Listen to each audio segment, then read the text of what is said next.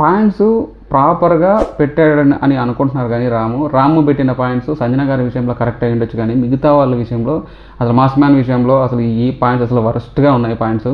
So mass మ్యాన్కి nominate చేయాలంటే ఈ భరణి గారో లేకపోతే ఈ ఇమ్మానిలో లేకపోతే తనుజ గారు నామినేట్ చేసి ఒక విధం ఉంటుంది. వీళ్ళు ఇంత సపోర్టివ్గా చేస్తున్నప్పుడు వాళ్ళకి పోయి నామినేట్ చేసి అసలు ఏమీ వ్యాలిడీ, అసలు ఏ గేమ్ ఎటుపోతుందో అర్థం కాదు.